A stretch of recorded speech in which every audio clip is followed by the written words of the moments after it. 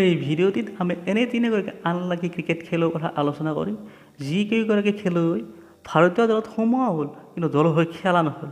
হয়, আপুনি ঠিকেই শুনিছে, এই তিনিগৰাকী খেলুৱৈৰ বিষয়ে জানো আহক।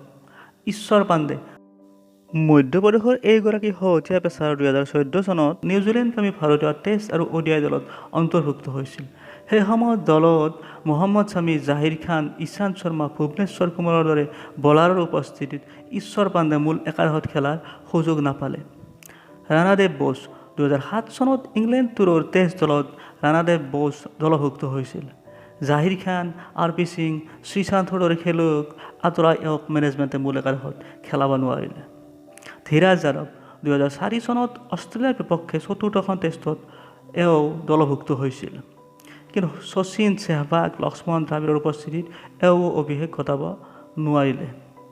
এই তিনিওগৰাকী দুৰ্ভগীয়া খেলুৱৈয়ে পিছলৈ আৰু ভাৰতীয় দলত স্থান পাবলৈ সক্ষম নহ'ল।